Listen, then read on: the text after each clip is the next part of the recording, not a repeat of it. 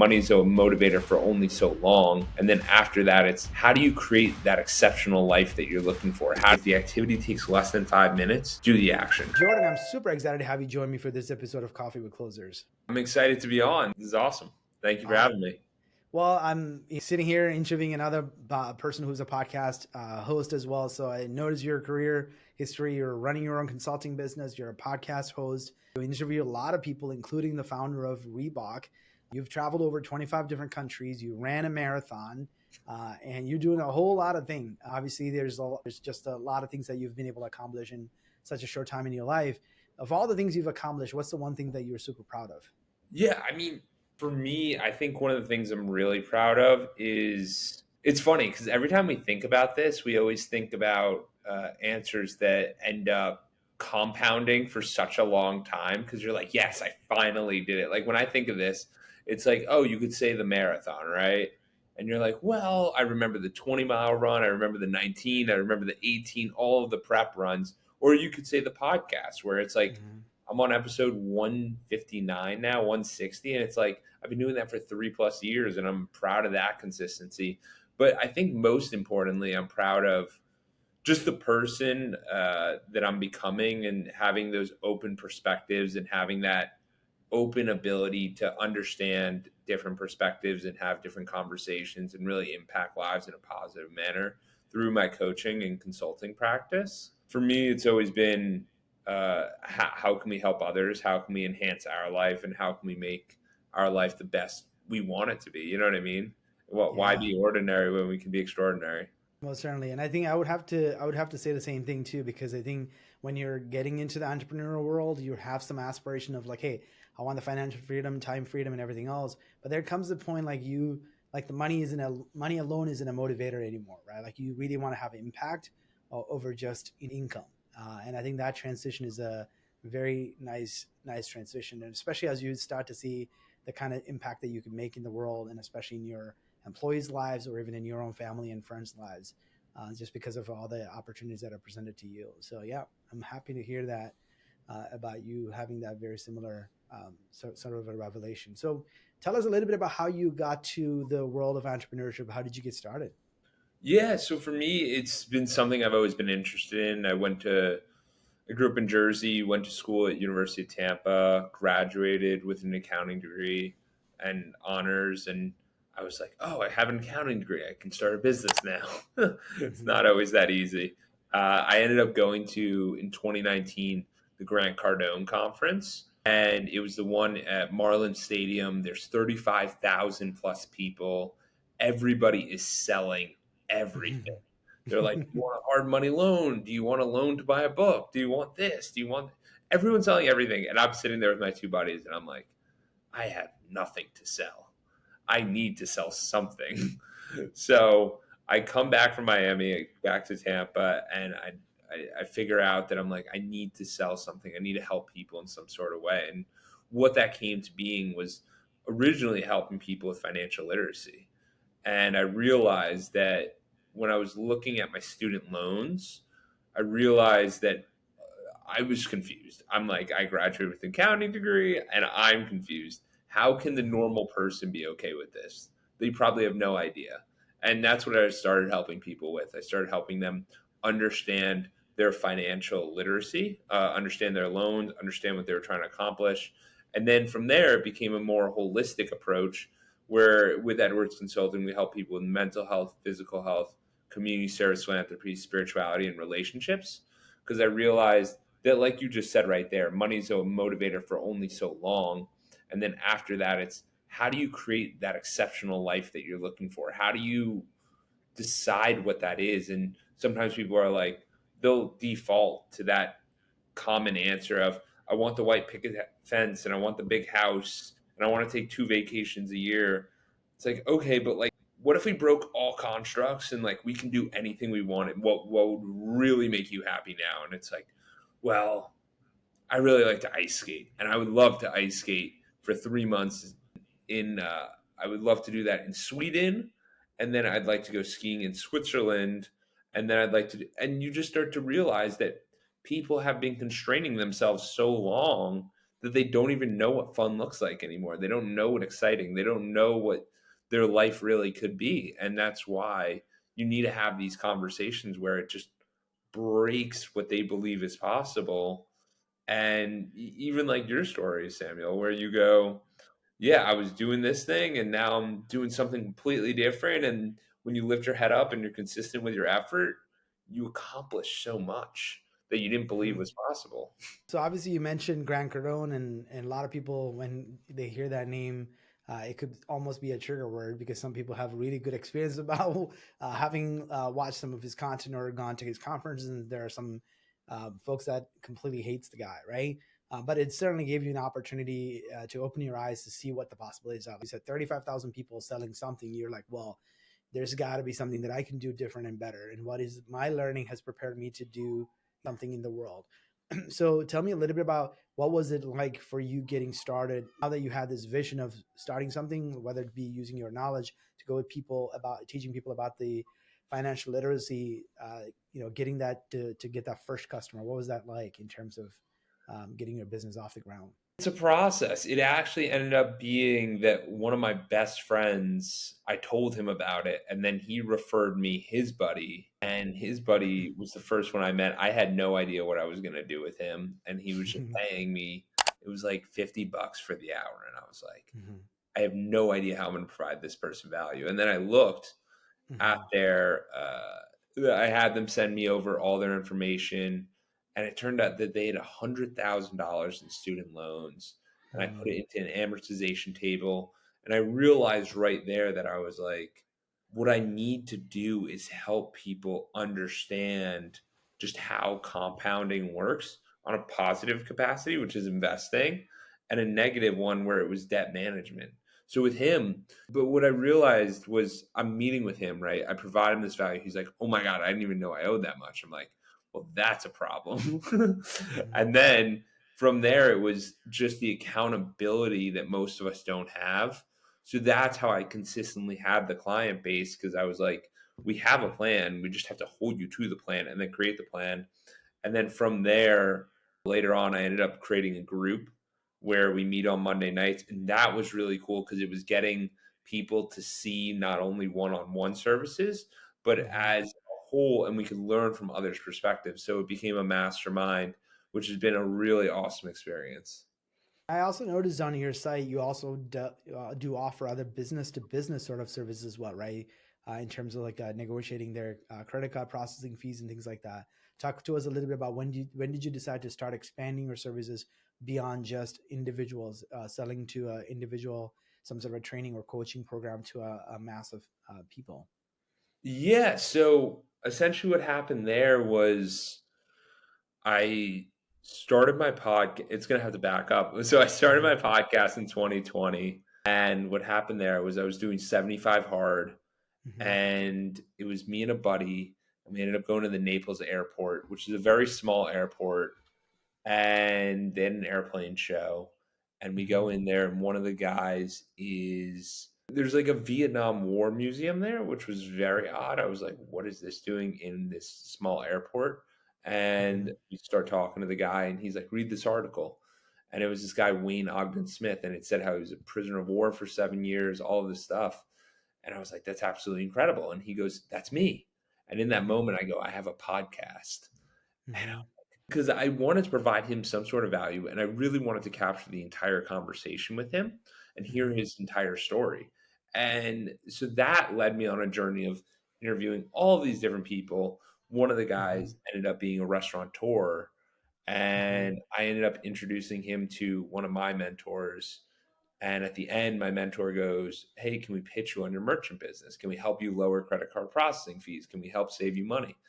Mm-hmm. And so that's literally how I got the first client there. I was like, wow, that was bizarre. And then between me and my partner, we ended up getting other business, helping other people, because I realized right there that I was like, we're saving these people thousands of dollars and it costs them nothing. How awesome is that? It just I was like, this is a really cool business. We should help more people. And that's what we've started doing with helping eye doctors, helping restaurants, helping car washes, helping all different types of business. Anyone who takes credit cards, we can help, Hmm. which has been pretty amazing because it's it's a part of the business that most people overlook because they have so much going on. As a Hmm. business owner, you understand that there's so much going on, and it gets overlooked. So Yeah, it's kind of similar to the story you mentioned about the student loan problem. Most people just think like, okay, student loan, it's a flat fee percentage. I just pay this for my next 30 years, and I'm not even going to think about it, right? Like, they just never know that 100,000 is going to be $280,000 by the time they're done, right? Like maybe even more. I don't even know how much that come out to because it all depends on the interest rate. But obviously, in the world of the credit card processing, the challenge most business people have is like they don't think about the transaction fee, the small percentages, and all of those things that adds up pretty quickly. And then the chargeback fees and all of those things. There's so many hidden fees that this credit card process company charges that as a small business owner, you're not really thinking about those.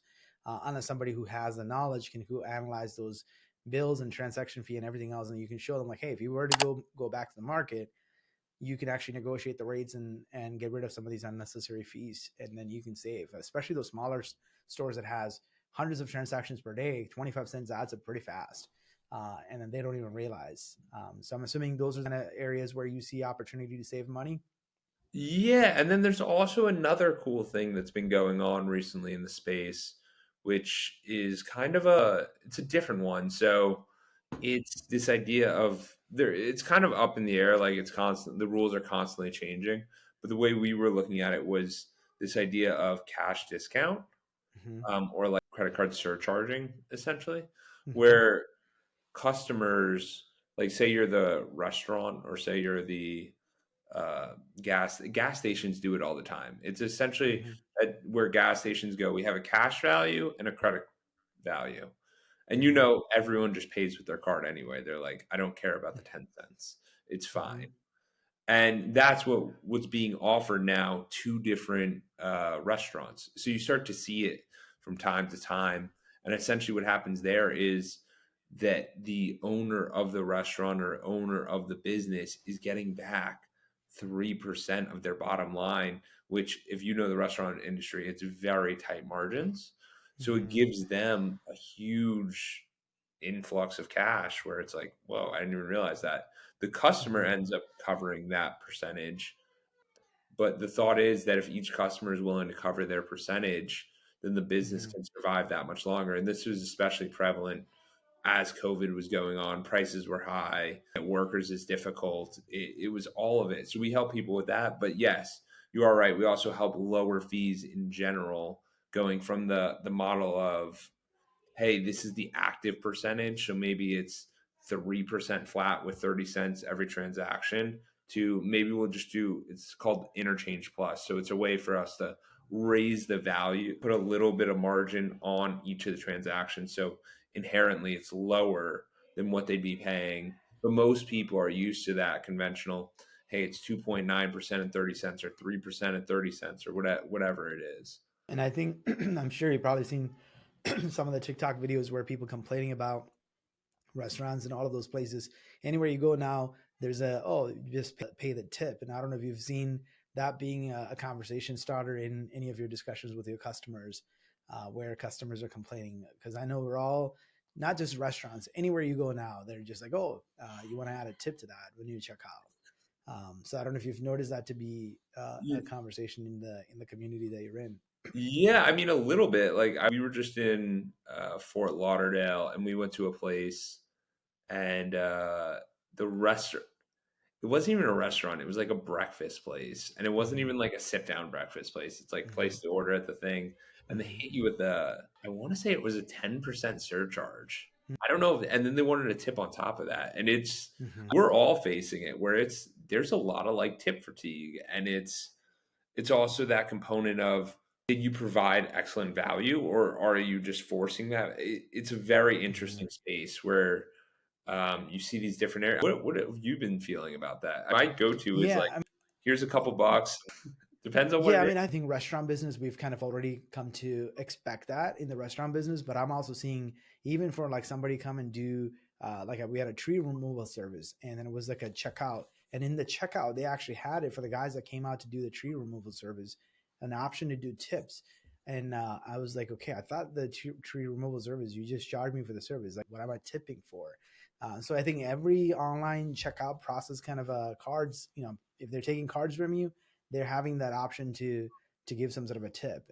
It, So that was like my first time that's I'm ever also seeing somebody rolling that out. that's also a tough one because you're not sure if who the tip goes to, right? You're correct. When you Yeah. process that No payment, idea. like Jimmy and John who cut down your tree are not Adam who's running the tree company. You know what I mean? Correct. Yeah. But like when you do that tip on that thing, on that machine, you're hitting the same bank account that the processing went through. Yeah. So like, did How do Jimmy you and John actually get a tip? Who got a tip? Yeah, and also obviously if you're taking an Uber ride now, there's the option to do tips and everything, like almost everywhere else. And it is definitely, we as consumers, it's becoming somewhat of a burden for us, right? Like we want to help these guys that are actually doing the service, but I also feel like, well, I'm also being squeezed at every side. Where do I come up with an additional 15% to tip on top of whatever I just paid for that service too? Um, 100%. And then when you start going to super premium places, you're like, mhm. what am I paying for? Exactly. And, not to really go on this rabbit trail, but essentially, if you're traveling in Chicago anywhere, and if you go into airport, if you go into downtown, there's also a lot of other surcharges on top of just paying for the actual fee and the tip. So, I mean, we can talk about all the government No, I mean regulatory it's fees. happening all over the United States where that's why people trying to figure out what to do with these fees because like the Hmm. merchant processing is just one fee if a Hmm. restaurant elects to do it. But then there's also like you can cover them up with like service fee.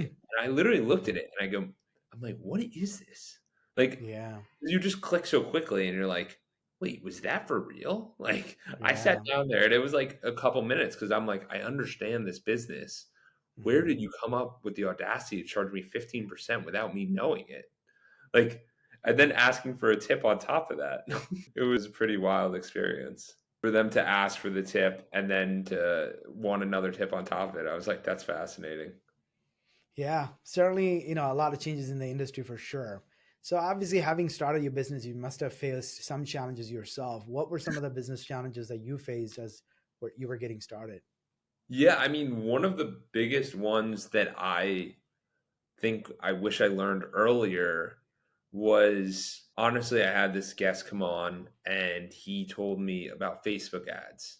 And in Hmm. my head, I thought Facebook ads, I was like, Facebook ads, my original assumption at the beginning of the year was Facebook ads are the place where they just take your money and you never get any value from it. Like Hmm. people just run them and they never stop and they just charge your card. And I had someone come on my podcast and he was like, Jordan, what are you talking about? Like Hmm. that cannot be further from the truth. And so I started doing Facebook ads and they started converting. And I was like, this is Hmm. incredible. And the thing I learned just in that moment that was it's okay to not understand something, but that does not mean that you shouldn't take action in that Hmm. towards that activity or at least learn about it. Because these ads, you could start off with $5 a day. They might not convert. They'll convert Hmm. a very little bit, but you could start off with 5, 10, 20, 30, $40 a day Hmm. and it just can propel things forward. And I think that was the biggest thing is because you always try to do things all yourself. And it's like sometimes it's good to get help. Like you need to get help, and it's okay to pay for that help because that help will Hmm. want you to propel further. Because I find that we always put ourselves in positions like that where we don't make the most of it, if that makes sense. So that was something where I was like, you can't send yourself backwards because you had too much fear of the investment. Sometimes you got to take that risk, and that was one of the learnings I had because that was a huge mistake for me not to go about that for so long. It was Hmm. so silly. I was like, Jordan, come on. Yeah, and obviously, what you're describing is, the challenges as an entrepreneur as you're getting started. You're trying to make sure that every dollar that you spend is going in the right places, and then sometimes you have lack of knowledge about a certain field, and you're making assumptions whether or not that that work for your business. But obviously, that also explained how you had to learn something new in the process of becoming a better entrepreneur. So, how are you investing in yourself to learn new things and to continue to grow? in the area of being a better person, overall a better person, as well as a better entrepreneur? Yeah, absolutely. So for myself, I think about it like three different ways. Mm-hmm. So the first one is myself is the podcast. I use my podcast to learn in different areas of what's going on. So like for example, this morning I had a podcast with a guy, Greg Moore. He's the franchise maven. So he's Mm-hmm. explaining to me how franchising works. So Mm-hmm. that's one of my learning mechanisms. My second one is me being the teacher. I run a group coaching once a week, and that is a great way for me to learn because it gets me thinking about different ideas, but then it gets me to Mm-hmm. teach those ideas. So I'm conveying it differently. And then the third Mm-hmm. way is joining different mastermind groups. So it's joining different groups that force learning. And for me, it's always you learn from the people you have conversations with. The more Mm-hmm. high level people you're having conversations with, the better. And for Mm-hmm. the audience, just to understand if you could do it in a really easy capacity, we're only impacted by the things we listen to, the things we read, and the things we watch, and the conversations we have. So that's four things. Mm-hmm. And if you don't have the people in your network to have that conversation, then maybe it makes sense to listen to that podcast Mm-hmm. because you can get access to some of the highest level people that you would ever imagine. And I'm not saying host a podcast, I'm just saying listen to Mm-hmm. podcasts where people have been on who are billionaires and people who are above the level that you're on. And coffee for clothes, like this Mm-hmm. show, like being on different shows and listening to what they're uncovering is the key because it makes a massive difference in what you're trying to accomplish. And Mm-hmm. I think podcast is one of the best mechanisms to hear different perspectives. Yeah, I mean, I think what you brought up is a great point, and I'm also just curious how you handle this information overload in some sense, right? So I listen to a lot of guys, and you watch people like Alex Hormozian, and you're like, wow, this guy every time, every word this guy writes says, he's like, I got to go take action on it. But the problem is too many ideas, and then obviously remembering some of those principles and best practices, and then really taking action on it. How do you balance that? Because Y- it's one thing to just listen to podcasts and just get information, but how do you actually get transformation? Yes, applied information, which is Mm-hmm. definitely a huge area. So the way I do it is, I mean, I don't know when this is releasing, but we're recording it the week of the last week of December. A Mm-hmm. slower week overall gives you more free time to analyze. So for Mm-hmm. me, like this has been a great week. So what I try to do is usually utilize Sundays or I utilize uh, downtime during the week or on the weekend, like the nights, where I'll test different things. So like Mm-hmm. yesterday, I was doing the Facebook ad, and I'm like, I know the ad works. Let me try to Mm-hmm. A/B test it against a different ad. So like these little things where you apply this different information, you have to allocate time for this. Because if Mm-hmm. we're constantly running from one activity to the next, I know exactly what you're talking about. And whenever I catch myself in that, it's like, Jordan, slow down. What is your actual objective? Mm-hmm. And I had Tim Calise. He was Alex Hormozy's number two at Gym Launch. And he Mm-hmm. came on the podcast and he basically said, Jordan, anyone who's working to a million, like $1 million business, well, I would only count the offers that you're offering. Like you can adjust the offer, but when he said you just need to offer more, I go, wow. Mm-hmm. Because I sit here and say I had a productive day where I recorded a podcast. I'm on this podcast. It's two podcasts. How many sales calls did I do in between that day? You know what I mean? Mm-hmm. Like, Jordan, you have this list of all these leads. Sometimes it's in the boring action that we really get the results. So, Mm-hmm. a majority of the time we have the information, it's just applying it. So, I think you bring up an amazing point, Samuel, because we get caught up trying to do the new thing or the new this or the new that, and Mm-hmm. it's like just focus on the work. The work needs to get done. Someone's got to do it. Yeah, and I think there was an episode I watched of Alex where he talked about like the like 0 to 1 million. Don't be trying to do like 7 different business ideas and 7 different business models and so many different channels, and you're trying to do all those things. You just pick one and sell that same product to the same persona 1,000 times and get to that million before you start diversifying your income sources and all of those things. I think we're all kind of guilty of it, right? We have that shiny object syndrome and get lost in the idea world and not necessarily focus on just executing just one thing right until you get to see some sort of a measurable success. But obviously, you mentioned a very key point as well. You talked about the whole concept of time management. That's I think it's one of the biggest challenge all of us as entrepreneurs face today, especially in this fast paced world. But how do you do that very well in your own personal life in terms of making sure you prioritize the important over the urgent, and then obviously setting apart time to do the most important things, right? Getting it done as opposed to just setting aside and hoping to get to it sometime in the future. Yeah, absolutely. I think it comes down to a few different things. One of the ones is definitely you have to wake up early and that Mm-hmm. you got to do the work before people are up, basically. Mm-hmm. That's one of them. And then the other one is implementing systems. So Mm-hmm. it's like, for example, for my podcast, like I'll have all the edits and all the editing done by Sunday.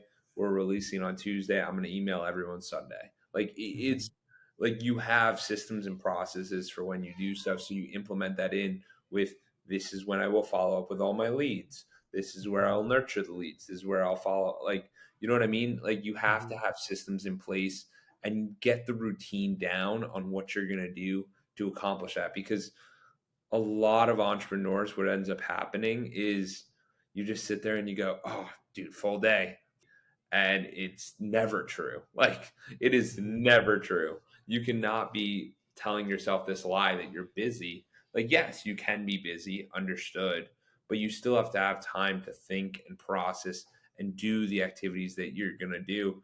And the other major thing for me is it's super important to do what you say you're going to do, and honestly try to do it as quick as possible. Like whenever you Mm-hmm. make an agreement or a discussion or do something, just do that action step right away. Because I had David Meltzer on the podcast and he told me his tip was if the activity takes less than 5 minutes, do the action. And I Mm-hmm. was like, that's genius. Because we start building this list in our head and it ends Mm-hmm. up being so many things. And it's like, just take the action. If we just Mm-hmm. took the action and we didn't think about the action, then we'd be a lot further along. So it's really categorizing. And I'm huge on the calendar. So I think on the Mm-hmm. calendar, put the work that you have to do because it will make a difference. Yeah, and you clearly mentioned a lot of recognizable name. I think the David Meltzer. I think he had like the Friday live on LinkedIn or something too, right? Is that the same? Yeah, I think he gives like some Friday coaching where he gives just free insights. Yeah, yeah. And the thing is that he's got the routine down. Every Friday, Mm-hmm. he does his Friday thing from like 9 to 11 a.m. Like you have to have these routines down, even if you're Mm-hmm. traveling or doing whatever, because it will keep you in place of where you're at. So, like each morning I wake up, I work out or I go on a walk. I try to drink my water. Like, you know what I mean? It's all these little things to get your day going. Yeah, and I think you also meant obviously you had Reebok's founder Joseph Foster on your show as well. Yes. So how have you been able to get some of these reputable names on the show? What were some of your approaches to getting those people to book? Yeah, absolutely. So, I mean, the main thing is getting the first person. And Mm-hmm. once you get the first person on, then you're able to stack them. So I would say the first major guy I got, like, because I had a lot of people that were local, but the Mm-hmm. first major one was Ron Jaworski. And Ron Jaworski came on, ended up meeting his like his business advisor, coffee, and he was down, and I was like, this is fantastic. And Mm-hmm. once you have one name, then you can reference back to these different names. And sometimes it's catching them right at the right moment. So, like with the founder of Reebok, Joseph Foster, he was releasing a new book, and I saw Mm-hmm. that, and I was like, I'm going to reach out. But Mm-hmm. he's him and his wife Julie, they travel around a lot, so I ended up meeting him in person with my fiance Madison, and we got to go meet them in Orlando. Like, Mm-hmm. you know what I mean? You and then maintaining these relationships, because once you have an incredible guest like that on, it's you provide value to them. So like I ended up having Bradley on my show and David Meltzer like a week prior to the founder of Reebok. So as soon Mm-hmm. as the founder of Reebok, Joseph Foster, came on, I go, would you guys want to meet bigger shows, like different Mm-hmm. shows? And they're like, yes, yes, love that. And I go, all right, I'll send out some text. And I sent the emails out, and of course they're going to respond. Like, you know what I mean? Mhm. He's a huge name in the industry. Like, people want exposure like that. And Mhm. that's a value add on both ends.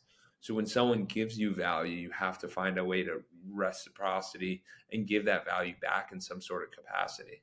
Obviously, you've a lot in terms of your life lessons and some of the lessons you're still learning as part of building a company, and then also the connections that you're making. Of all the lessons you've learned, what advice would you give the younger self, knowing what you know today?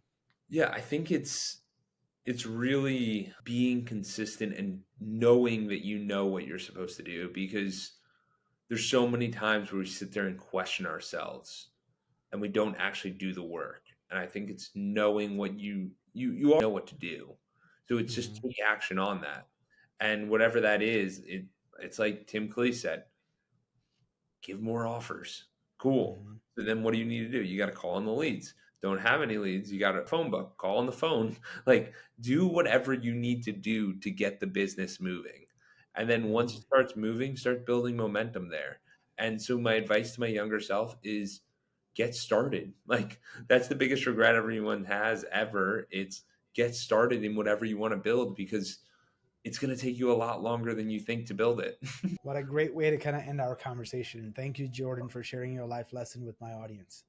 Absolutely, Samuel. I appreciate it. It's been quite a pleasure. And you can find me on all social medias, Jordan F. Edwards, and you can shoot me an email, jordan@edwards.consulting. Perfect. And we'll put those in the show notes as well. Thank you again, Jordan. Awesome. If you enjoyed this video, please share it. To make sure you never miss an episode, please subscribe.